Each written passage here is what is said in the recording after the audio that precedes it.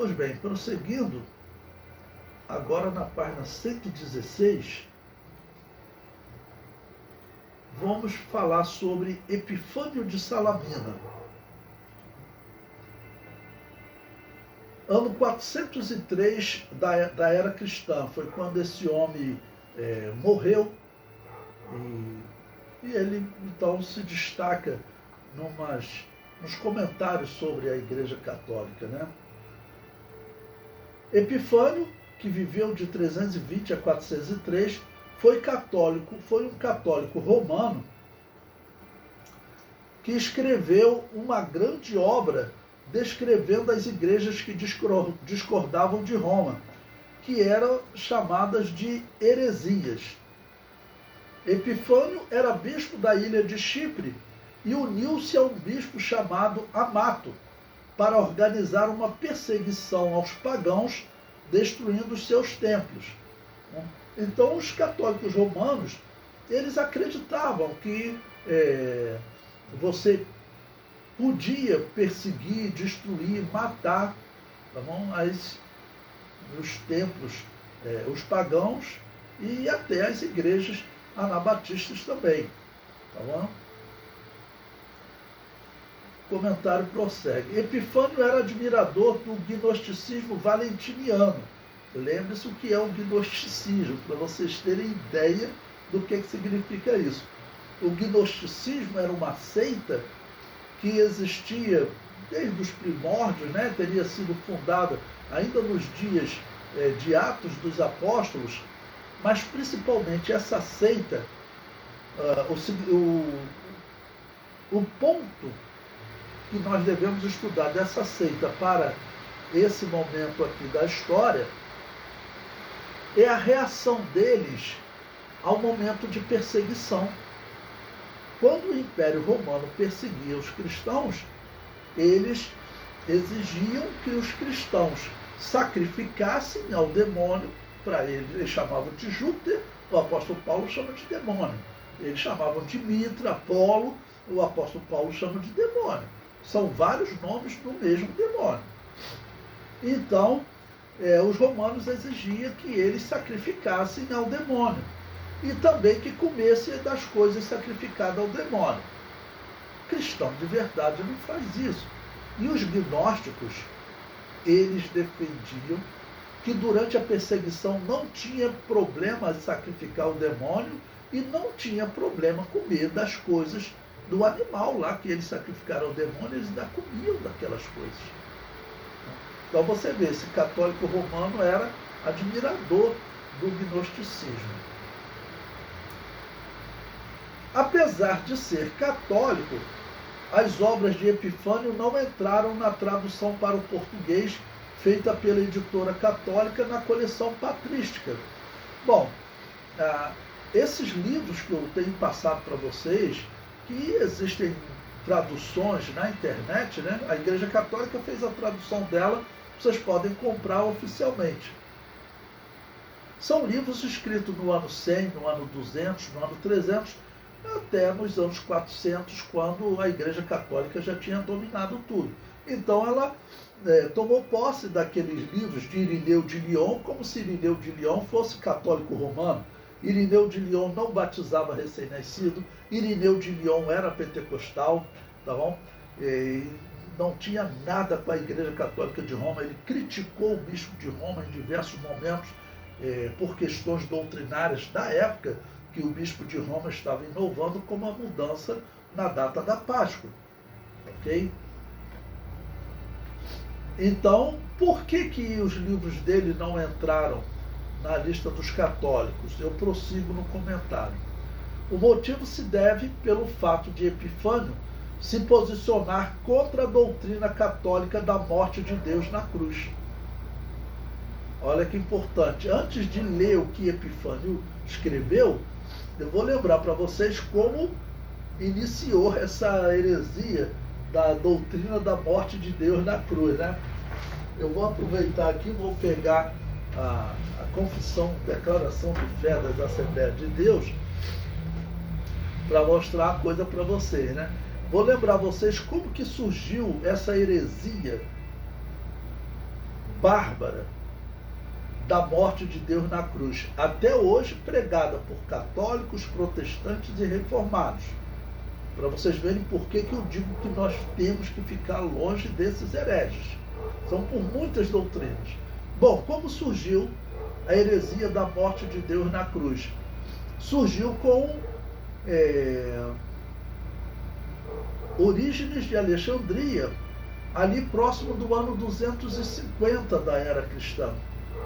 Ok?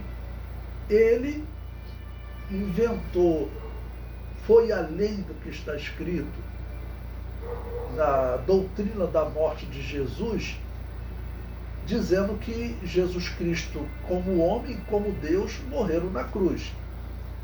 Porque ele descrevia a união da humanidade da divindade como sendo uma união total, tornando-se uma só pessoa. A Bíblia não descreve isso. A Bíblia diz que Jesus Cristo era homem, diz que Jesus Cristo era Deus, mas como ocorreu essa união, a Bíblia não descreve, tá bom? E só para alertar vocês, infelizmente, as Assembleias de Deus colocou aqui um texto, tá bom? Do credo católico, do ano de 450 da era cristã, é um texto que ainda nós vamos estudar, mas aqui eles chamam, eles descrevem essa mesma doutrina da morte de Deus, só que em outras palavras para enganar vocês, né?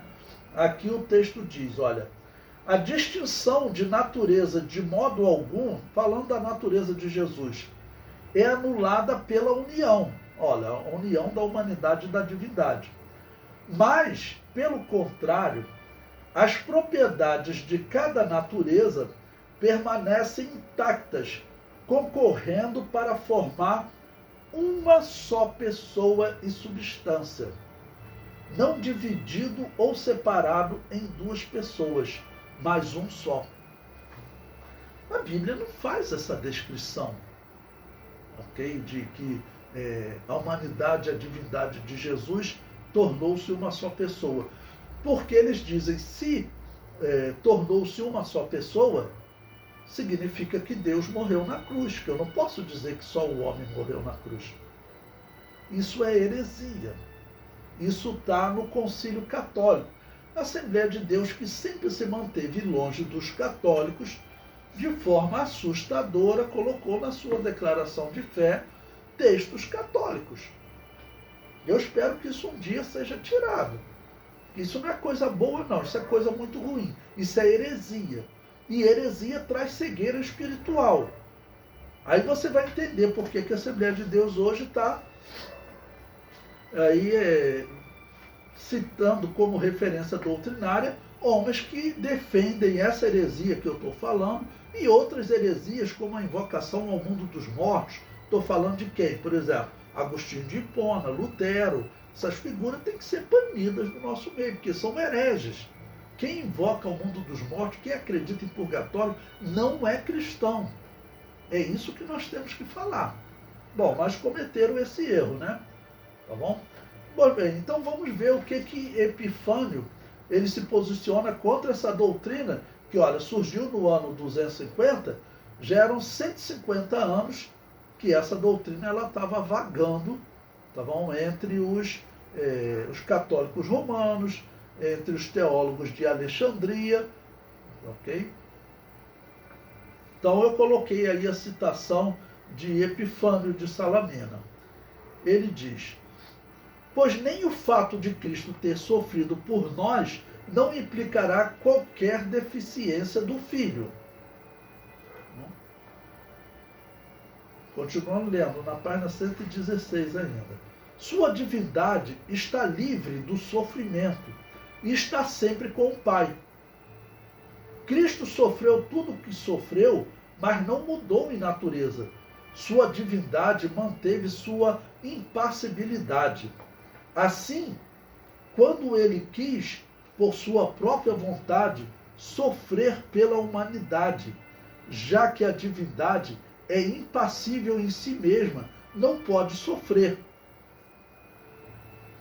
Ele tomou o nosso corpo passível já que ele é sabedoria, consentiu em sofrer nele e em assumir nossos sofrimentos na carne, acompanhado pela divindade. Pois a divindade não sofre. Como pode morrer aquele que disse eu sou a vida? Ele pergunta. Deus permanece impassível, mas compartilha os sofrimentos da carne para que, mesmo que a divindade não sofra, o sofrimento possa ser contado como da divindade e nossa salvação possa estar em Deus. O sofrimento está na carne que podemos ter, não um Deus passível, mas um Deus impassível, que considera o sofrimento como seu, não por necessidade, mas por sua própria escolha. Então, o que ele está dizendo? Ele está dizendo que Deus não pode morrer. E por isso ele coloca como numa interrogação, né? Como pode morrer aquele que disse, eu sou a vida? Por que ele está se opondo a isso? Porque essa heresia já era pregada nessa igreja pagã. Você acha que é comum nós pregarmos que Deus morreu na cruz? É claro que não. Essa é uma heresia grave. Porque Deus não morreu na cruz. Com certeza, quem morreu na cruz foi a parte humana. E por que isso é impossível? Se você pregar, como está na nossa declaração de fé agora, que a união da humanidade, da divindade, tornou em uma só pessoa, tá bom? Existem duas consequências. Eu já comentei com vocês e vou repetir. A primeira consequência é dizer que, por exemplo, no deserto, quando Satanás tentou Jesus Cristo, foi tentada a parte humana e a parte divina. Nós pregamos que a parte humana foi tentada. Eu sempre faço uma pergunta, faço trabalho de pesquisa para os alunos do seminário e coloco uma pergunta que os alunos falam, professor, essa é fácil. Eu pergunto, quem foi tentado no deserto, a parte humana ou a parte divina? Quem morreu na cruz, a parte humana ou a parte divina? Os alunos falam, professor, isso é elementar, isso é fácil. É claro que foi a parte humana que foi tentada no deserto, porque Deus não pode ser tentado pelo mal. A Assembleia de Deus jamais vai cair nesse erro, professor. Pois veja a lição do segundo trimestre do ano de 2024, das Assembleias de Deus. Se a nossa declaração de fé diz que era uma só pessoa, o que a Bíblia não afirma, tá bom? Então, se era uma só pessoa, essa pessoa divina foi tentada no deserto. É a primeira implicação. E a segunda qual é? É que ele morreu na cruz. Então você pega essa lição, essa revista, você vai na lição 9, tá bom? Que tem como tema Resistindo à Tentação no Caminho. Na revista do professor, está na página 65. Aí tem um tópico aqui, o capítulo 2, o Senhor Jesus e a tentação. O item 2, as áreas que Jesus foi tentado. Ele diz aqui, podemos dizer que Jesus Cristo foi tentado em 3 áreas. A área física, a natureza divina e a área espiritual. Olha, a primeira heresia já entrou aqui na nossa revista. Porque colocaram na nossa declaração de fé que a união da humanidade e da divindade foi uma união completa, uma união perfeita, tornando-se uma só pessoa. Ainda bem que o segundo resultado, que é dizer que Deus morreu na cruz, não entrou nessa revista. Eles vão esperar mais para colocar essa heresia, né? Mas, se seguir nesse caminho... Bom, o comentário prossegue.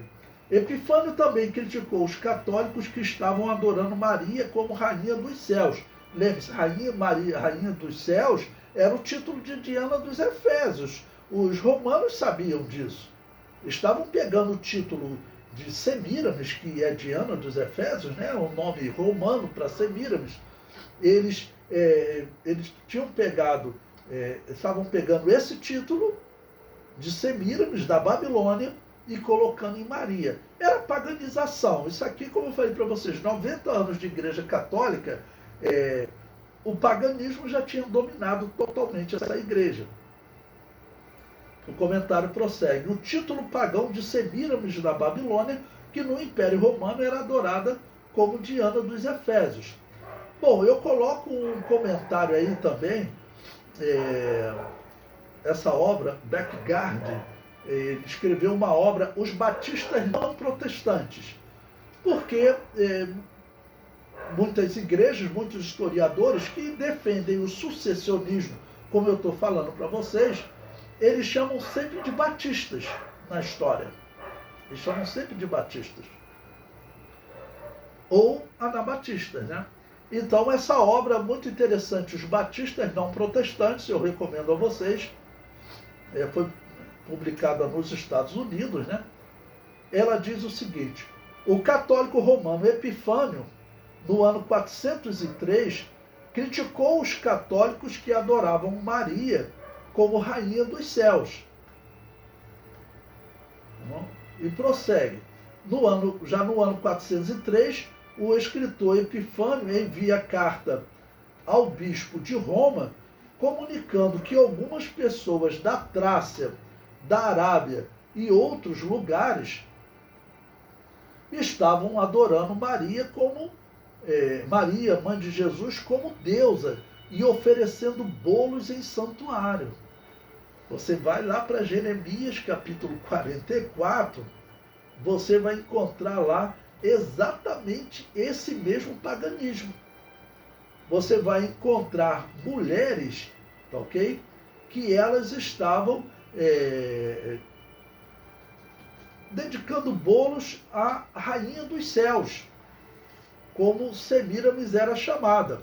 Ó, eu vou ler aqui para vocês Jeremias, vou ler 3 versículos. Capítulo 44, versículo 17 a 19, que diz, olha: antes, as mulheres dizendo para Jeremias criticando elas por elas adorarem a rainha dos céus, que é Semíramis, né?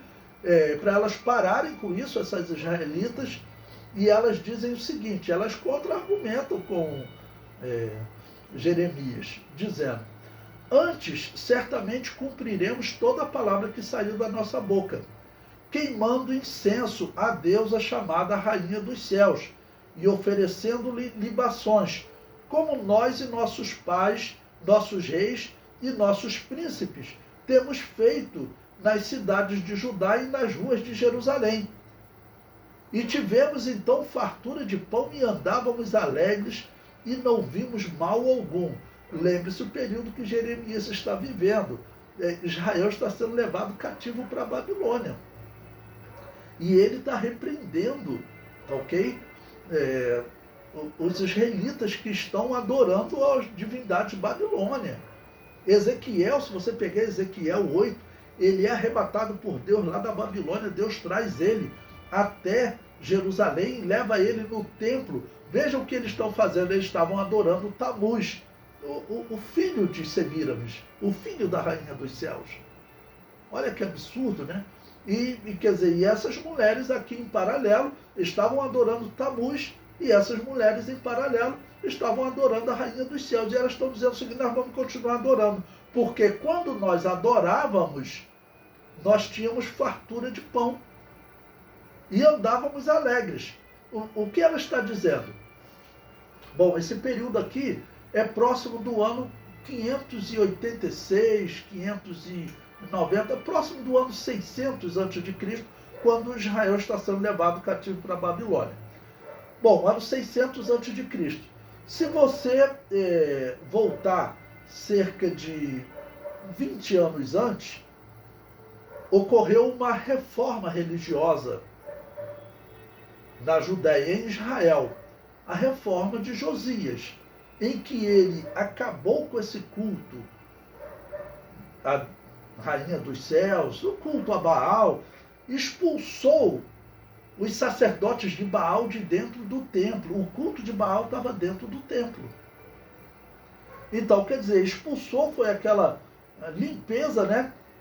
E a princípio Israel ficou bem. Só que os filhos de Josias, já nos anos 609, 608, quando Josias morre, os filhos de Josias não foram fiéis e o povo de Israel foi cativo para a Babilônia. Qual o argumento dessas mulheres? Olha, elas não citaram o nome de Josias, mas estão dizendo, antes de Josias, os nossos reis cultuavam e nós não éramos escravos. Agora que nós paramos de cultuar por causa de Josias e de você, Jeremias, porque Jeremias estava junto de Josias lá na reforma, e de você, Jeremias, tudo ficou ruim para nós. Tá bom? Veja ainda o versículo 18, elas dizem, mas desde que cessamos de queimar incenso à rainha dos céus e de lhe oferecer libações, tivemos falta de tudo e fomos consumidos pela espada e pela fome. Quando nós queimávamos incenso à rainha dos céus e lhe oferecíamos libações, fizemos-lhe bolo para adorar e oferecemos-lhe libações sem nossos maridos, elas ainda estão dizendo o seguinte, nós fazíamos isso, os nossos reis faziam isso, e nós fazíamos isso com o consentimento dos nossos maridos. E você continua lendo, elas vão dizer, nós vamos continuar com esse culto. E como eu disse para vocês, compara com Ezequiel 8, porque Ezequiel foi levado cativo para a Babilônia, Jeremias ficou em Canaã. Lá na Babilônia, Deus arrebata Ezequiel, ele vem até o templo e vê eles adorando Tamuz, a filha da rainha dos céus. Ou seja, Israel estava sendo derrotado pelos babilônios, sendo levado cativos para a Babilônia, e eles estão dizendo o seguinte, olha, o Deus mais poderoso é o Deus da Babilônia, porque ele venceu o nosso Deus. É inacreditável, mas a interpretação é essa. Tá bom? Voltando aqui para a história da igreja, o que está acontecendo? Está acontecendo esse mesmo culto da rainha dos céus, tá bom? Que era Semíramis e Diana dos Efésios, que eles agora estão colocando em Maria. E a Igreja Católica apoia isso. Tanto que até hoje a Igreja Católica trata Maria como Rainha dos Céus. É o mesmo culto de Semíramis, meus irmãos. É o mesmo culto de Semíramis. Por isso que eu digo para vocês que é absurda a afirmação dos protestantes dizendo que essa aqui era a Igreja de Jesus. O bispo que vai fazer a alteração na doutrina da salvação do livre-arbítrio para a predestinação, Agostinho de Hipona, nós estamos estudando o ano 403. Ele vai fazer isso no ano 410. Ou seja, essa era uma instituição pagã, não tem dúvida disso. Não?